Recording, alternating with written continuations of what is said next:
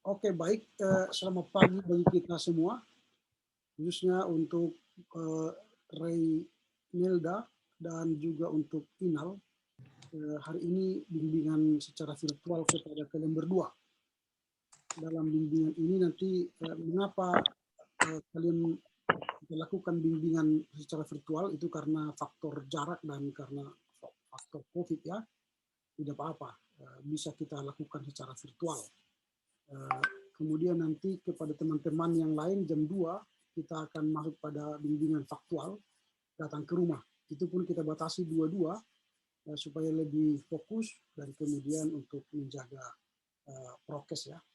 Lalu minggu depan tentu kalau nanti Renil dan Inalta masih membutuhkan bimbingan secara virtual, silakan. Tapi kalau tidak nanti kita akan mulai bimbingan faktual itu pagi sampai sore. Jadi sehingga nanti bisa pagi 2, sore 2. Jadi satu hari itu bisa 4 orang. Begitu caranya nanti. Ya, supaya bisa kita berbagi waktu untuk teman-teman.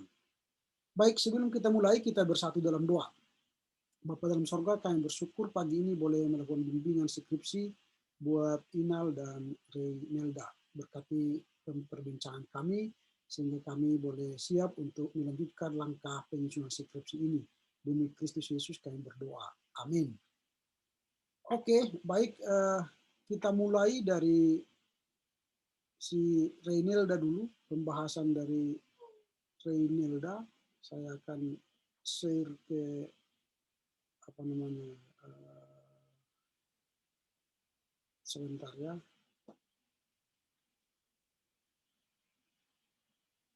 Reynelda, oke. Ini saya akan share ke kita. Nanti materinya ini juga akan saya share ke kalian berdua untuk kalian baca dan ditindaklanjuti.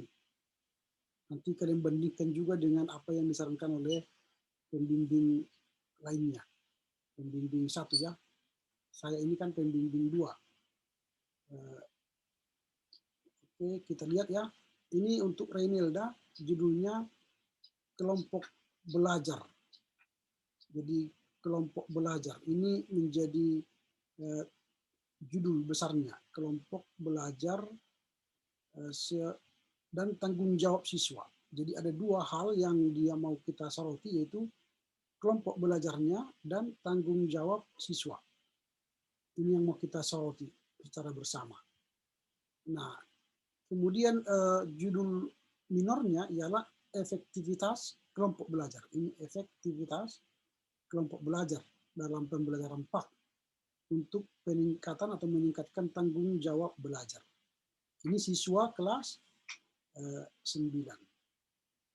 di SMP TD Pardede Foundation. Oke, judul sudah jelas. Kemudian ini pendidikan sangat penting, tujuan pendidikan, istilah pendidikan, adapun menjadi tujuan pendidikan, proses pendidikan, tujuan pembelajaran. Nah ini. Nah menurut saya ini semua terlampau umum, general. Ini sempat terlampau general.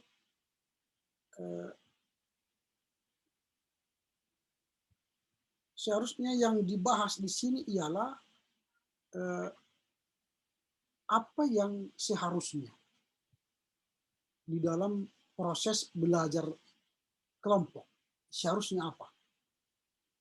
Jadi saya tulis ya, apa yang seharusnya. Yang harus ditulis di latar belakang itu adalah apa yang seharusnya dilakukan dalam kelompok belajar siswa kelas 9 di SMP TD Pardede Foundation. Ini yang seharusnya dibahas di awal, latar belakang. Ini namanya Das Solem. Das Solem. Ini hukum. Hukumnya itu apa? das Sollen.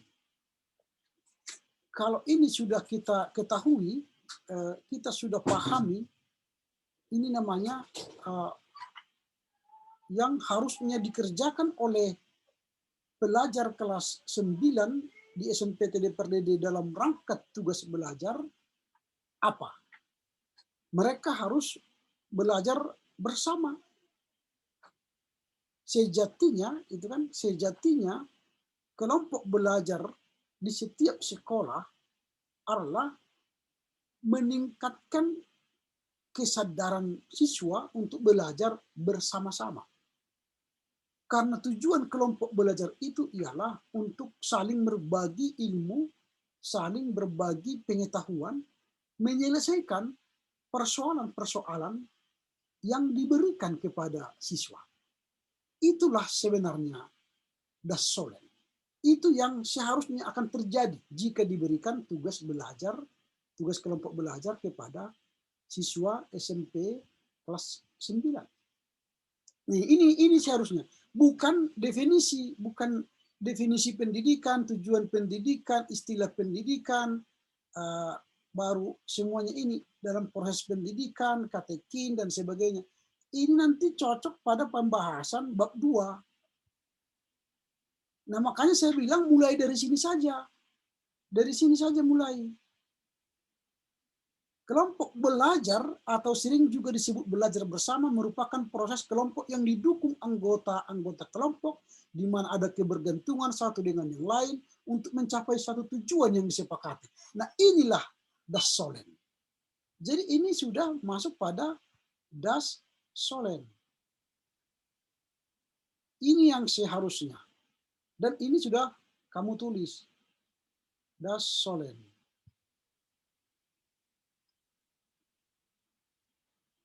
Nah, ini sudah kamu tulis. Mulai dari sini saja. Yang ini hapus saja, nggak usah. Ini tidak begitu penting. Ini namanya ngambang. Ini ngambang. Mana ini? Sampai sini tak usah dipakai ini. Karena ini tidak begitu. Oh, mana tadi? Sebentar. Ini tidak begitu penting. Nah, ini di-cut saja.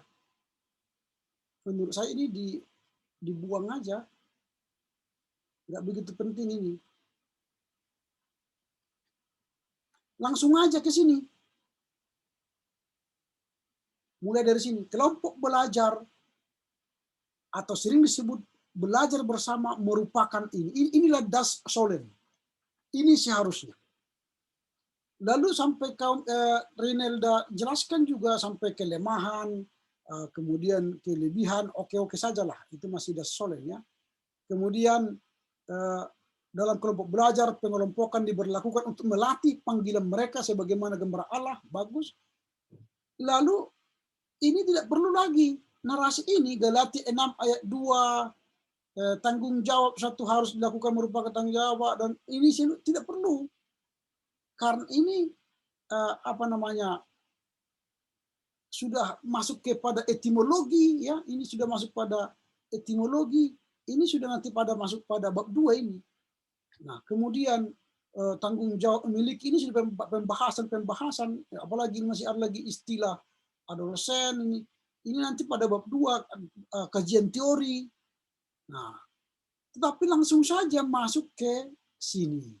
Nah, masuk aja ke sini. Ini namanya das Sein. Ini adalah Sein.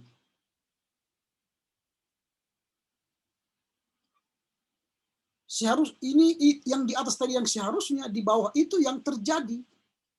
Yang terjadi fakta di lapangan ini. Biasanya dalam kelompok belajar terjadi pemusatan hanya pada satu orang saja. Kalau sudah pakai hanya, tak usah pakai saja lagi. Hanya pada satu orang. Atau pada yang lebih mampu.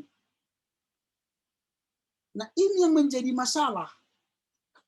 Jadi apa yang seharusnya tadi semua kelompok bekerja, Tetapi fakta di lapangan itu hanya satu orang yang bekerja atau kepada orang yang lebih mampu, ini persoalan. Inilah persoalan penelitian. Inilah masalahmu. Kok ditugaskan belajar bersama, yang bekerja sendiri, seorang. Yang lain main. Seharusnya kan bersama. Itu kan persoalan. Nah, dengan kata lain, mengerjakan tugas tersebut hanya siswa yang mampu, yang mau belajar. Hanya siswa yang mau belajar saja. Jadi kalau sudah pakai hanya, jangan pakai saja lagi. Nah itu, jadi inilah das Sein, das Sollen, das Sein. Das Sollen tadi seharusnya, das Sein itu fakta di lapangan. Nah kalau sudah ketemu masalah, kan ada masalah, ada kenyataan, baru masuk nanti pada pertanyaan penelitian. Lalu ini kan sudah bagus, sampai di situ aja sudah bagus. Jadi yang saya kuning ini aja tidak usah perlu dituliskan aja. Terlampau mubazir, itu hanya menambah kertas. Nanti di bab 2 lah, atau bab 3 atau bab 4 dimasukkan. Nah dengan demikian masuklah ke identifikasi masalah. Kan kita sudah tahu, di atas das Sollen seharusnya belajar itu bersama, semua siswa harus memberikan pendapat yang sama, bekerja sama, dan sebagainya. Di bawah das Sein, fakta, ternyata hanya satu orang yang bekerja, atau orang yang mau belajar, atau orang yang mampu. Lalu identifikasilah masalah. Apa identifikasi masalah? Kurangnya rasa tanggung jawab di kelas. Oke. Nanti kalau ada nanti seperti ini gambaran, ini berarti harus dipisah ya ini. Di kelas dipisah gitu ya. Kalau ada nanti simbol seperti itu dalam coretan saya, itu berarti harus dipisah.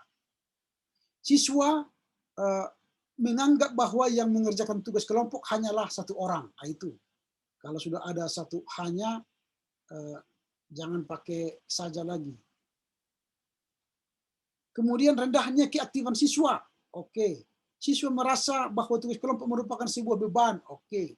Siswa kurang berpartisipasi dalam kelompok. Oke, sudah ada identifikasi masalah. Nah, dari identifikasi masalah ini lahirlah pembatasan masalah. Nah, apa yang harus dibatasi? Ini kan ini nanti kalau ada seperti ini harus dibahas. Dibahas itu tidak dipisah. Dibahas itu satu kata, dibahas. Dibahas itu. Nah, ini kan kalimat Renelde ini gantung, melihat begitu banyaknya masalah, maka penulis membatasi masalah yang akan dibahas. Apa masalahnya yang dibahas? Nah, ini harus dibatasi. Pembatasannya begini. Misalnya, melihat banyaknya masalah dalam kelompok belajar. Dalam tulisan yang akan saya kerjakan dalam skripsi ini, saya tidak akan membahas itu semua. Tapi yang akan saya bahas ialah bagaimana tugas kelompok belajar itu meningkatkan tanggung jawab belajar. Jadi hanya satu poin yang akan diteliti, yaitu meningkatkan tanggung jawab belajar terhadap siswa. Dari pembatasan itulah, maka saya membuat judul skripsi ini, kelompok belajar dan tanggung jawab siswa SMP sekian di SMP TD Perdidi Foundation. Nah, itulah pembatasan masalah. Jadi kau sebut bahwa ada banyak masalah yang dibahas di dalam kelompok belajar, tapi yang saya bahas dalam skripsi saya ini hanya satu, bagaimana meningkatkan tanggung jawab siswa dalam belajar. Itulah pembatasan masalahnya. Nanti ke bawah jadi lebih fokus. Nah, kalau itu sudah ada, maka perumusan masalahmu bukan lagi membahas pendidikan agama Kristen, terlampau jauh. Apa pengertian pendidikan agama Kristen terlampau jauh itu. Dan itu sudah dibahas oleh para pakar, sudah ada buku-bukunya tentang itu. Lalu pertanyaanmu lagi, pengertian kelompok belajar, manfaatnya meningkatkan tanggung jawab. Apalagi, mengapa pengertian? Nggak perlu didefinisikan lagi, karena masalah yang mau kita jawab. Jadi perumusan masalah ini ialah pertanyaan penelitian yang harus kamu jawab. Nah, apa pertanyaan penelitian? Pertanyaan penelitian itu datang dari tadi das Sollen yang seharusnya tadi di atas, das Sein yang di bawah fakta, ada jurang. Seharusnya kelompok belajar itu sama-sama, ternyata di bawah das Sein itu sendiri-sendiri. Ada pertanyaan, mengapa? Kan itu, mengapa? Mengapa siswa kelas 9 tidak belajar bersama. Itu kan jadi pertanyaan, mengapa anak-anak tidak bisa fokus belajar dalam kelompok belajar Pak? Mengapa ya? Mengapa anak-anak SMP kelas itu, kalau kita buat kalimat lanjutnya, mengapa anak-anak kelas 9 SMP TD per DD tidak bisa fokus belajar dalam kelompok belajar, atau tidak apa tadi istilah yang tidak meningkat tanggung jawab, tidak merasa bertanggung jawab, tidak bertanggung jawab. Nah, tidak bertanggung jawab belajar dalam kelompok belajar Pak, itu pertanyaannya. Tadi karena di atas the solemn, di bawah the saying, pertanyaannya mengapa? Mengapa mereka tidak bertanggung jawab? Padahal tujuan tadi kita, penelitian kita ialah supaya mereka meningkatkan tanggung jawab dalam. Wah, sorry, terputus. Sebentar.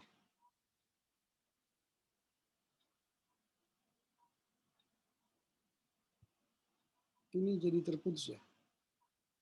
Oke, saya teruskan ya. Nah itu, jadi mengapa?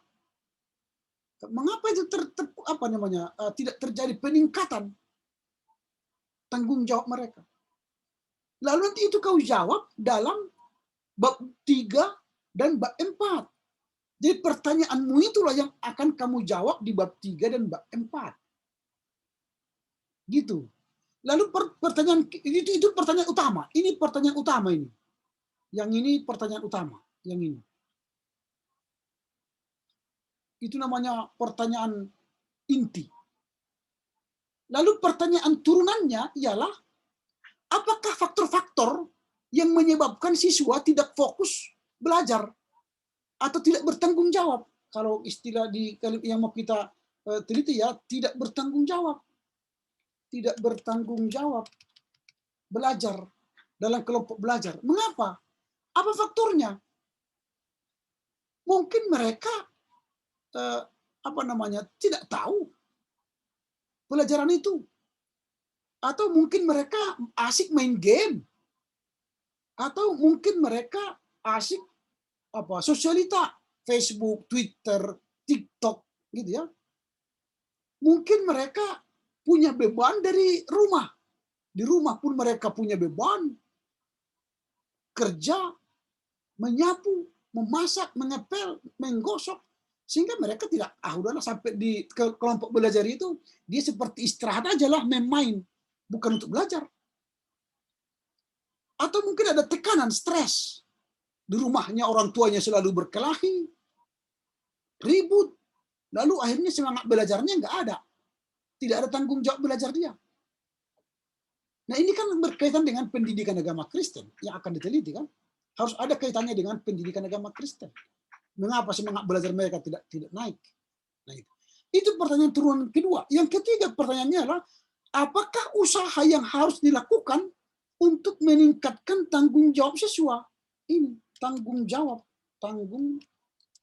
siswa dalam belajar. Apa usahamu? Jadi itulah nanti penelitianmu. Apa usahamu? Yang berdasarkan apakah angketkah nanti, apakah kualitatif nanti kamu wawancara kepada guru, wawancara kepada orang tua, terserah apa kualitatif atau kuantitatif. Apa usaha yang harus dilakukan supaya mereka itu meningkat bertanggung jawab ketika diberikan tugas kelompok belajar. Itulah skripsi. Jadi cukup tiga pertanyaan. Jadi jangan banyak-banyak. Karena kalau makin banyak, nanti kamu akan jawab itu banyak di bab 3 dan bab 4. Nah itu. Jadi kalau sudah ada pertanyaan penelitian itu, mengapa anak-anak tidak bertanggung jawab belajar, kemudian apa faktor-faktor mereka tidak bertanggung jawab belajar, lalu ketiga, apa usaha yang harus dilakukan supaya mereka bertanggung jawab belajar, maka nanti tibalah kamu pada rumusan, tibalah kamu nanti pada tujuan penelitian. Nah, tujuan penelitian itu harus dari pertanyaan penelitianmu tadi. Kalau pertanyaan penelitian tadi, mengapa anak-anak tidak bertanggung jawab belajar? Maka tujuan penelitian ini untuk mengetahui mengapa anak-anak tidak bertanggung jawab belajar. Kalau pertanyaan kedua tadi, apa faktor yang menyebabkan siswa tidak bertanggung jawab? Tujuan penelitian ini untuk mengetahui faktor-faktor yang menyebabkan anak-anak tidak bertanggung jawab. Pertanyaan ketiga, apakah usaha? Maka tujuan penelitian ini untuk mengetahui apakah usaha yang dilakukan. Itu saja. Jadi itu juga nanti kepada manfaat. Manfaat itu pun harus sama seperti itu. Jadi sama tujuan dan manfaat penelitian. Itu ya, Renela nanti diperbaiki supaya bisa nanti jangan terlampau banyak sehingga nanti tidak sampai kepada tujuan. Nah, kemudian poin 17, metode penelitian. Bukan metode ya, tapi harusnya itu metodologi penelitian. Nah, metodologi. Kalau metode itu cara, kalau metodologi ilmu. Ilmu yang kamu gunakan menyelesaikan masalah. Masalahnya tadi kan anak-anak tidak bertanggung jawab belajar dalam kelompok belajar. Lalu bagaimana kamu menjawab pertanyaan itu? Menjawab pertanyaan itu butuh ilmu. Ilmunya apa? Itulah metodologi penelitian. Metodologi penelitian itu ada dua, yaitu kualitatif dan kuantitatif. Kualitatif dan kuantitatif. Kuantitatif. Kualitatif berarti itu dia nanti metodenya ialah wawancara, lalu wawancara yang mendalam. Kamu yang melakukan penelitian sendiri, bertanya kepada orang tua, bertanya kepada guru, bertanya kepada kepala sekolah, bertanya kepada siswa, dan sebagainya. Itu namanya kualitatif, melalui wawancara. Tapi kalau kuantitatif, berarti angket atau kuesioner. Nah, baru kalau library riset, penelitian buku, dan penelitian lapangan sama-sama itu, kuantitatif dan kualitatif sama itu. Tapi yang membedakan kualitatif ialah kualitatif itu kita wawancara, tapi kalau kuantitatif kita hanya menyebar angket kepada yang mau kita tanyakan. Itu. Jadi kemudian jangan buat narasi seperti ini, pointer-pointer. Buatlah narasi. Misalnya seperti ini. Dalam untuk menulis skripsi ini saya akan menggunakan metodologi penelitian kuantitatif atau kualitatif, terserah nanti. Dan untuk mencari dan mengumpulkan data penelitian ini saya akan memakai metode kepustakaan atau metode lapangan. Tadi kalau dia kualitatif itu wawancara, kalau dia kuantitatif dia angket dan kuesioner. Lalu jangan lupa cari sumbernya, dari mana sumber data ini. Itu. Sehingga nanti kamu dalam menulis itu punya sumber. Nah itu, baru kemudian sistematika. Sistematikanya, oke lah ini, karena ini sistematika dari STT, tidak bisa kita oret-oret ini, silakanlah. Tapi nanti ini sinkronkanlah, ini kan tadi di sini kau buat di bab 3 metodologi, maka nanti di bab di 17 ini pun harus metodologi. Ini jangan metode. Ini jangan. Jadi harus metodologi. Oke, baru kemudian nanti daftar pustaka di bab 1 tidak perlu. Karena itu nanti di akhir dari skripsi ini. Baik, sampai di sini dulu. Silakan, ada pertanyaan untuk Reynelda? Sejauh ini tidak ada, Pak. Oke, baik. Dengan demikian nanti ini akan saya kirim kepada Reynelda untuk kamu baca. Lalu ini juga saya rekam, perbincangan kita ini saya rekam. Nanti saya kirim juga ke kita untuk kalian dengar ulang-ulang lagi. Gitu ya. Baik, terima kasih kepada Reynelda. Selamat berjuang. Kalau boleh segera supaya bisa masuk bab 2, bab 3 gitu ya. Oke. Sudah bimbingan dengan pembimbing 1 atau belum? Sudah, Pak. Oke. Sudah, Pak. Oke, sekarang kita masuk pada pembahasannya Inal ya. Hampir sama dengan siapa tadi, Reynelda. Saya akan tetap mulai dari das Solen dan das Sein tadi. Das Solen itu berarti apa yang seharusnya dan apa yang fakta di lapangan. Itu. Jadi fakta di lapangan itu apa? Sehingga nanti diperhadapkan dengan yang seharusnya terjadi, gitu ya. Nah, ini apa yang kita bincangkan dulu sudah Inal ganti dengan musik populer, bukan lagi kontemporer. Dan musik, tentu musik populer itu juga akan memiliki sebuah khasanah dalam ibadah. Tentu dia berbeda dengan apa namanya ibadah musik kontemporer seperti yang saya katakan dulu. Nah, musik pop itu kan berarti bagaimana apa namanya itu musik-musik itu disajikan secara populer. Nah, populer berarti bukan lagu-lagu abad-abad ke apa namanya abad ke-15, tapi dia abad-abad modern ya, musik modern sampai sekarang misalnya. Nah, ini disebut dengan musik populer, artinya kini. Jadi dia tidak lama, tapi pop. Dan musik pop itu kan kelemahannya dia memang mudah dikenang, tapi dia mudah dilupakan. Nah, misalnya lagu contoh dulu lagu Hidup Ini Adalah Kesempatan. Itu kan itu semua di mana-mana dinyanyikan orang. Lalu setiap ada pertemuan pasti dinyanyikan, baik di kematian, kesukaan, pesta kawin, selalu orang menyanyikan Hidup Ini Adalah Kesempatan. Nah, tapi kalau ada nanti lagu baru, dia akan digeser oleh lagu itu. Nah, ini yang disebut dengan musik populer. Sehingga musik populer itu tidak bisa bertahan lama. Karena dia namanya pun populer. Habis masanya, ya hilang. Nah, demikianlah nanti dalam ibadah. Nah, kalau ada misalnya musik populer dalam ibadah, tentu akan meningkatkan semangat pemuda permata ya di gereja, khususnya di GBKP Runggun Ketaren. Nah, inilah judul skripsimu, bagus, dan itu akan kita kerjakan selama 1 semester ini. Lalu saya mulai dari Das Solen. Nah, apa itu musik populer? Jadi seharusnya gereja itu memainkan musik populer. Nah, itulah dulu apanya, pendahuluannya seharusnya yang akan dibuat oleh Inal. Nah, peran musik populer itu bagaimana? Nah, ini kan yang disampaikan oleh Inal ini masih musik secara keseluruhan. Nah, masih dari unsur-unsur musik kan, ini masih umum. Musik Allah ini masih umum. Nah, kemudian musik masih musik, dia masih pembahasan musik.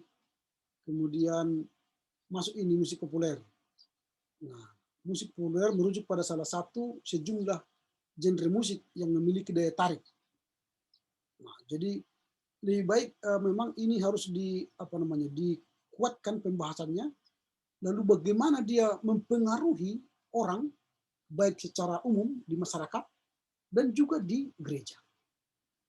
Mengapa misalnya gereja-gereja karismatik diminati orang? Karena musik populernya yang menonjol, bukan musik-musik abad ke-15 yang dinyanyikan terus. Kita kan musik-musik abad ke-15, kami puji dengan riang di Kau Allah yang besar. Itu kan musik-musik klasik abad ke-15. Tapi dengan ada musik Hidup Ini Adalah Kesempatan, nah orang langsung tertarik. Nah, berarti musik populer itu memainkan peran untuk meningkatkan kehadiran jemaat di gereja, termasuk pemuda atau permata. Itulah yang seharusnya kamu tambahkan nanti di latar belakang das solennya, seharusnya. Nanti kau tambahkanlah kalimat itu. Supaya nanti ada nyambung dia ke bawah. Nah, ini masih membahas musik lengkap dan terlampau banyak sehingga belum sampai kepada apa seharusnya musik populer itu. Itu yang nanti yang akan perlu dijelaskan di pendahuluan ini. Nah, gitu ya untuk inal. Baru nanti setelah itu ada dasolennya sudah ada. Bagaimana peran musik populer itu mempengaruhi kehadiran jemaat dan mempengaruhi kehadiran permata di gereja. Nah itu. Baru ini. Baru masuk dasein. Yang terjadi apa? Fakta di lapangan. Nah ini kan sudah permasalahan saya temukan saat menyaksikan langsung ibadah di GBKP Runggun Ketaren. Yaitu kurangnya kehadiran permata saat ibadah minggu. Nah, jadi kurangnya. Permasalahan musik gereja tidak menjadi faktor utama, tetapi salah satu yang menyebabkan kurangnya kehadiran. Oke. Tetapi kan persoalan musik kontemporer yang mengikat hati jemaat termasuk pemuda itu sudah seharusnya ditampilkan tadi di atas, itu dasolennya. Tapi karena gereja GBKP Runggun Ketaren misalnya belum mengadopsi musik-musik populer, maka kuranglah kehadiran permata di gereja. Nah, kemudian itulah sebabnya saya akan menulis skripsi ini dengan mengamati musik populer dalam ibadah GBKP, khususnya Runggun Ketaren. Ini yang seharusnya ditampilkan oleh Inal. Jadi bagaimana di atas itu dasolennya, di bawah daseinnya. Bisa saja terbalik, dasein pertama, fakta dulu disampaikan, lalu seharusnya disampaikan. Baru nanti terjadilah jurang pemisah. Nah seharusnya ketika kita melakukan musik populer, maka akan terjadilah peningkatan jumlah kehadiran jemaat. Nah, tetapi di GBKP Runggun Ketaren yang dilakukan bukanlah musik populer, tetapi musik-musik klasik, musik-musik adopsi dari Barat atau teologi-teologi Barat, teologi-teologi Calvinis dari Belanda, lagu-lagu Calvinis dari Belanda yang dicipta pada abad ke-18-19. Padahal kita sekarang sudah hidup pada era abad ke-21. Lagunya tidak lagi menyentuh kita di Indonesia atau khususnya di GBKP. Nah, makanya dibutuhkan musik populer. Itulah nanti dasarnya. Sehingga dalam skripsi ini saya akan membahas peran atau musik populer dalam ibadah. Sehingga nanti peran musik populer dalam ibadah ini menjadi sorotan. Secara khusus kan ini kebuat tunjangan teologis praktis terhadap pengaruh, ini kan pengaruh musik populer dalam ibadah. Dan dampaknya terhadap kehadiran permata. Nah ini, oke. Kemudian identifikasilah masalah. Kan sudah tadi kita tahu bahwa seharusnya musik populer itu mempengaruhi, ternyata di GBKP Ketaren ini tidak mempengaruhi. Karena nanti kan ini fakta di lapangan juga yang sudah kamu sebutkan ini. Mana tadi? Sebentar. Sudah kamu sampaikan bahwa ini seiring dengan perkembangan zaman, ini kan sudah ada fakta ini kau buat. Runggun Ketaren khususnya permata Runggun Ketaren mulai menggunakan berbagai alat musik, seperti drum, gitar, bass, saxophone dan lainnya.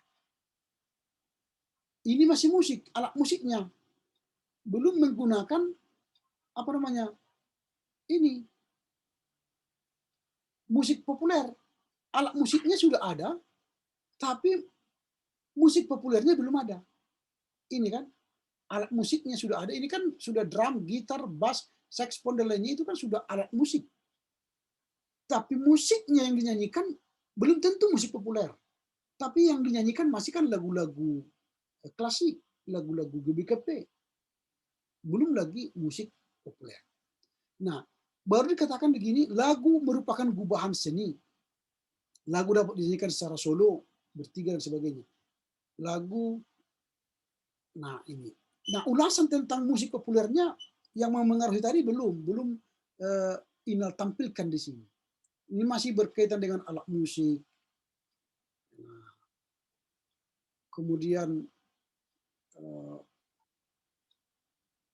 ya itu belum apa namanya menyoroti apa itu musik populer. Nah seharusnya nanti sorotilah bagaimana musik populer itu memengaruhi kehadiran masalah dulu masa. Kalau misalnya nyanyi siapa namanya penyanyi populer The Lloyd, The Mercy, The Brothers misalnya, atau lagu-lagu sekarang apa namanya yang Yovie dan Nuno, siapa lagi yang sekarang yang populer, atau Krisdayanti atau Bukti dan sebagainya. Ketika mereka bernyanyi kan ada pengaruh orang datang mendengar atau mendownload apa namanya musik mereka. Nah, tapi ketika dinyanyikan lagu-lagu Mozart, ada orang tidak mau mendengarkan, tidak ada yang mau menonton gitu. Nah ini perbandingannya, sehingga nanti ini sampaikanlah ini seharusnya das Solen dan di bawah das Sein, maka dari situlah nanti akan terjadi ini identifikasi masalah. Apa identifikasi masalah? Kurangnya pemahaman Permata tentang musik populer. Kurangnya pemahaman Permata tentang pengaruh musik populer dalam ibadah. Adanya pemikiran yang salah mengenai musik populer. Kurangnya ketertarikan Permata mengikuti ibadah minggu, rendahnya Permata tanggung jawab mengikuti ibadah minggu. Oke, identifikasi masalahnya sudah bagus, tapi penjelasan musik populernya, pengaruhnya juga di atas tadi masih kurang dipertajam. Itu pertajam nanti. Lalu setelah itu baru dibatasilah masalah. Nah, dalam pembatasan masalah ini tadi dikatakan di sini bagaimana musik populer itu memiliki dimensi yang sangat banyak dan pengaruh yang sangat banyak. Bisa pengaruh kepada masyarakat, bisa pengaruh kepada pendidikan, bisa pengaruh kepada komunitas, tapi yang akan saya teliti di sini adalah pengaruh dalam ibadah. Itulah pembatasan masalahnya. Jadi kau batasi pengaruh dari musik populer ini bukan kepada masyarakat atau pemuda secara umum, bukan kepada para pendidikan atau di kampus-kampus mahasiswa atau siswa, bukan. Tapi yang kamu soroti, yang kamu batasi musik populer ini khusus dalam ibadah. Ibadah mana? Ibadah GBKP Runggun Ketaren. Itulah pembatasan masalahnya. Dengan demikian saya membuat judul skripsi ini, musik populer dan ibadah, suatu tinjauan teologis praktis terhadap pengaruh musik populer dalam ibadah di Permata GBKP Runggun Ketaren. Itulah pembatasan masalah. Jadi tidak perlu lagi definisi-definisi tentang pembatasan masalah adalah begini, bukan. Tapi kamu sendiri mengatakan dalam skripsi ini musik populer itu tidak akan saya bahas secara umum. Karena pengaruhnya ada banyak, pengaruhnya kepada masyarakat, pengaruhnya kepada pemuda, pengaruhnya kepada pendidikan dan sebagainya. Tapi saya hanya fokus membahas pengaruhnya dalam ibadah, khususnya bagi ibadah Permata di GBKP Runggun Ketaren. Itu. Lalu dengan demikianlah maka terjadi pertanyaanmu. Nah ini dia yang saya katakan sama seperti Rinaldo tadi. Pertanyaannya ialah harus dari das Solen dan das Sein.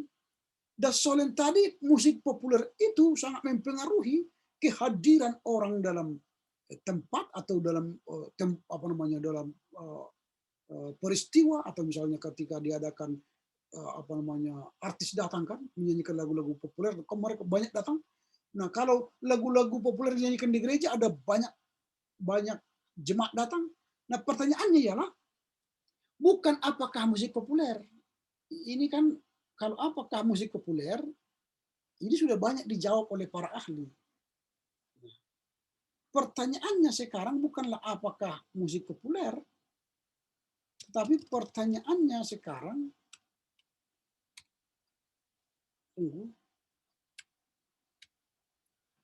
adalah tunggu sebentar.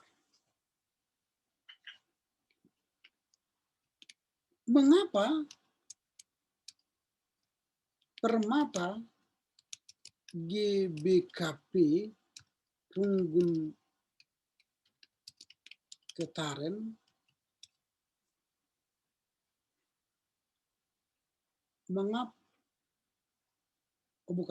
apakah ya, apakah pengaruh musik populer dalam ibadah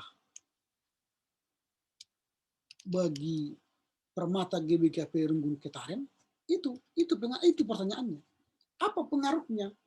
Karena subjudul ini kan tentang pengaruh.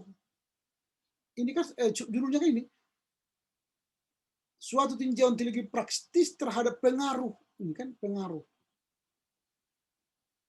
musik populer. Jadi kamu sudah membatasi diri kepada pengaruh musik populer dalam ibadah, khususnya dampaknya terhadap kehadiran Permata. Maka pertanyaanmu harus ke sana. Pertanyaan penelitianmu yang utama ialah apakah pengaruh musik populer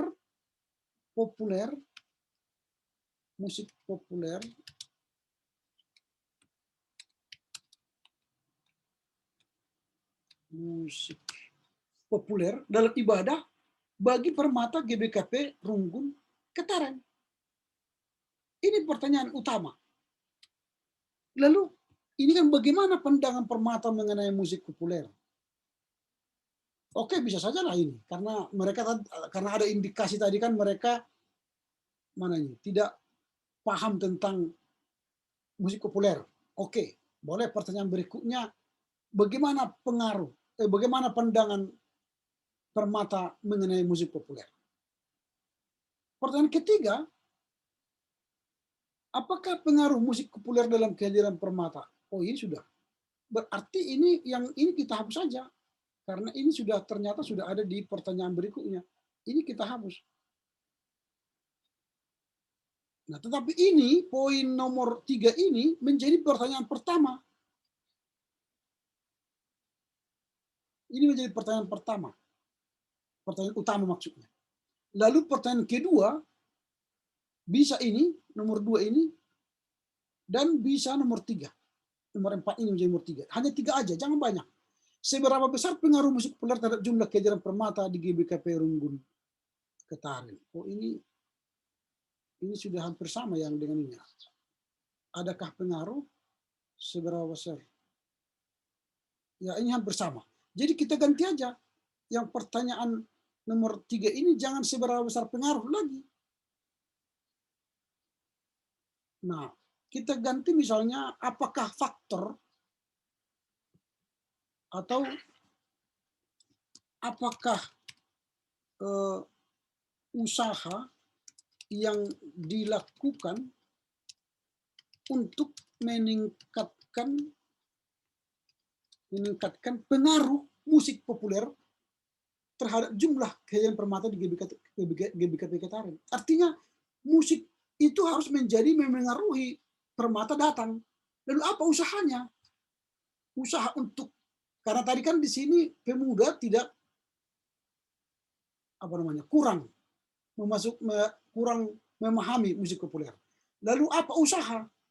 Nah, usaha itu nanti kan pertama berarti harus ada melakukan pelatihan, pembinaan tentang musik populer bagi Permata GBKP. Itu nanti tawaranmu di skripsimu ini di bab 3 atau bab 4. Pertama melakukan pelatihan atau workshop tentang musik populer bagi Permata GBKP Runggun Ketaren. Kedua, melatih para pemuda untuk bernyanyi musik-musik populer. Ketiga, memberikan pemahaman kepada orang tua atau sosialisasi bagi orang tua tentang musik populer. Sehingga orang tua pun menyadari pengaruh dari musik populer itu bagi Permata. Nah, itu. Lalu tujuannya harus sama. Ini tujuannya. Kalau tadi pertanyaannya, apakah tadi ini, adakah pengaruh musik populer? Berarti tujuan penelitiannya untuk mengetahui pengaruh musik populer. Jadi ini. Jadi tetap dari sini dia maksudnya. Tujuannya ialah dari sini ke sini. Untuk mengetahui pengaruh musik populer terhadap kehadiran Permata. Baru yang kedua misalnya untuk mengetahui apakah usaha. Nanti ke sini. Apakah usaha yang dilakukan untuk meningkatkan pengaruh. Yang ketiga bagaimana pandangan untuk mengetahui bagaimana pandangan Permata tentang musik populer. Begitu. Berarti dari tujuan penelitian ini sama dengan kayak manfaat. Manfaatnya menjadi bahan masukan tentang pengaruh musik populer bagi kehadiran permata di ibadah. Untuk ini nanti, jadi tujuan penelitian dan manfaat penelitian harus sama. Oke, begitu ya untuk Inal. Kemudian soal metode, hampir sama tadi saya sudah sampaikan kepada Renalda. Jadi pilihlah salah satu. Ini bukan metode ya, tapi metodologi. Pilih salah satu nanti apakah dia kualitatif atau kuantitatif. Kualitatif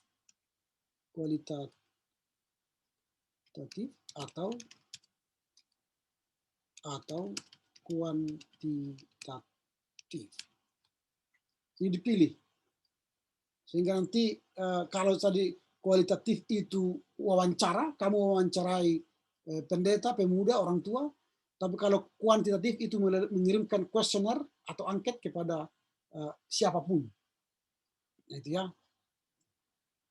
Oke, baru sistematika penulisan hampir sama dengan yang tadi itu karena sudah membaku di STT Absada Medan, saya tidak mau korek-korek lagi. Dan ini nanti tentu tidak perlu lagi karena ini harus di bab terakhir nanti.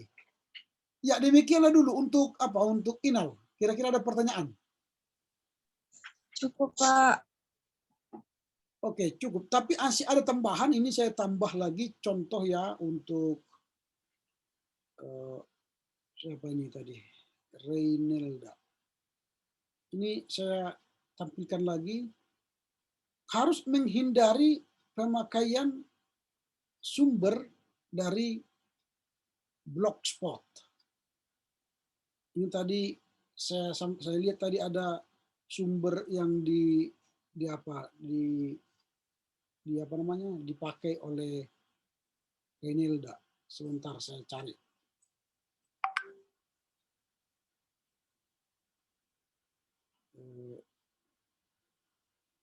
Karena blogspot, WordPress, apalagi Wikipedia itu jangan apa namanya digunakan. Lalu ini hurufnya, ini huruf daripada catatan kaki harus sama dengan huruf di sini. Ini kan Times Roman yang ini, yang di atas ini. Ini kan bukan Times Roman ini.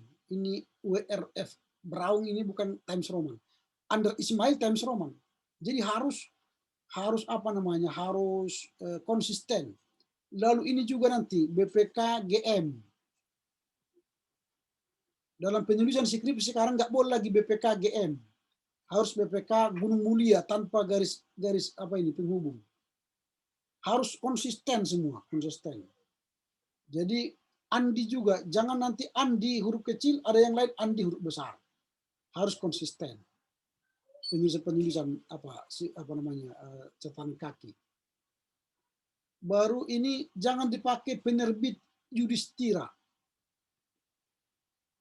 Ini harus ada kota. Di sini kota penerbit di mana.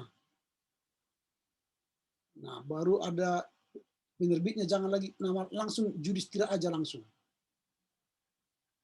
Kemudian ini yang saya katakan tadi, blogspot tidak boleh. Ini tidak boleh digunakan blogspot. Nah, tata cara menuliskan sumber dari internet juga harus diketahui. Misalnya dia dari bukan dari blogspot ya. Tuliskan nama penulis dari artikel itu, misalnya Ramli Harahap, baru koma, tanda petik, peran kelompok belajar dalam meningkatkan tanggung jawab belajar siswa, tutup kutip, koma, dalam. Itulah, dalam www, ya, www titik yang diakses pada. Gitu caranya. Jadi jangan seperti ini. Ini enggak penulisan yang benar ini. Dan itu pun salah karena dia dari blogspot. Oke. Kemudian tadi, oke, saya pikir itu saja dulu. Ini juga kan ini belum ada kota penerbitnya ini. Atau Jakarta ini ya. Jakarta Rineka.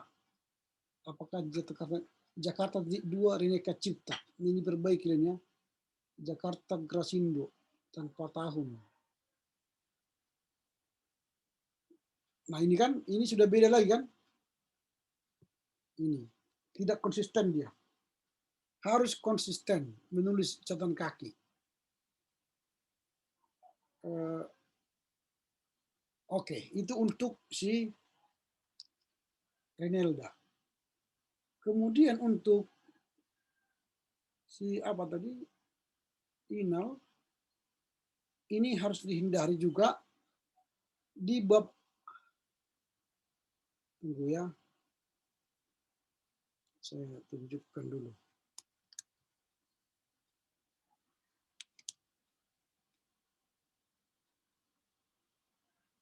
Ya, ini. Di bab 1 belum bisa melakukan wawancara. Ini kan apa namanya? Ini kelihatan ya? Sebentar, kayak tidak kelihatan.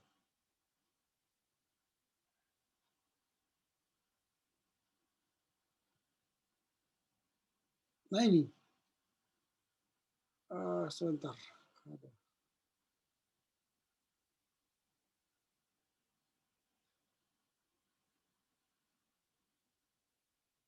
Ini nggak boleh wawancara ini di bab 1.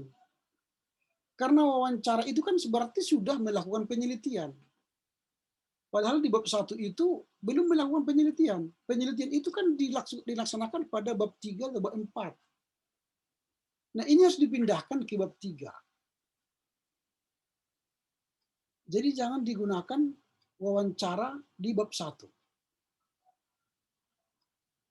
Hasil dari apa namanya wawancara itu atau wawancara itu dilaksanakan pada bab 3. Jadi bukan pada bab 1. Memang ini ada perdebatan waktu itu dengan para dosen yang mengatakan, ada yang mengatakan boleh, tapi menurut saya itu tidak ilmiah karena wawancara itu baru dilaksanakan setelah proposal itu disetujui. Setelah proposal itu disetujui baru dilakukan penelitian. Berarti penelitian itu terjadi, wawancara itu terjadi setelah proposal skripsi disetujui. Nah itu jadi di apa di apa namanya di bab 1 itu berarti belum terjadi wawancara. Nah ini kan sudah terjadi wawancara ini melalui telepon di bab 1. Jadi bab 1 harusnya menghindari wawancara. Masukkanlah ini nanti ke bab 3. Karena di situ kan sudah hasil atau itu penelitian, hasil penelitian itu. Bab 3. Nah, jadi wawancara itu jangan dimasukkan. Ini lagi kan wawancara kepada GBKP. Ini nggak boleh wawancara kepada permata GBKP, nggak boleh ini. Karena ini nggak orang ini. Jadi cara menulis wawancara nanti, saya tunjukkan ya, nanti caranya. Tapi ini bukan di bab 1, di bab berikutnya. Nanti caranya begini, misalnya Romulus Tarigan. Wawancara ya, wawancara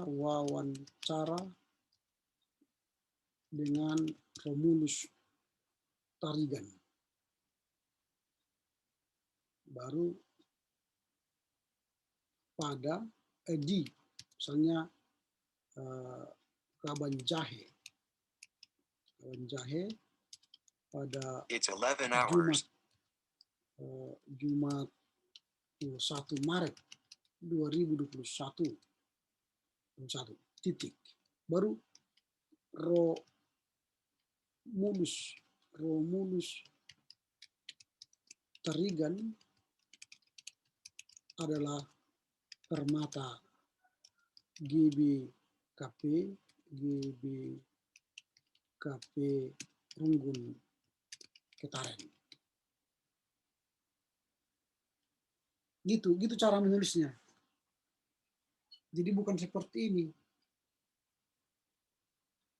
Jadi wawancara dengan Romulus Tarigan di Kabanjahe pada Jumat 1 Maret titik Romulus Tarigan adalah permata GBKP Runggun Ketaren. Itu contoh menulis wawancara. Jadi bukan tadi harus orang. Jadi bukan permata GBKP itu kan bukan orang, gitu ya. Ini juga soal catatan kaki harus konsisten.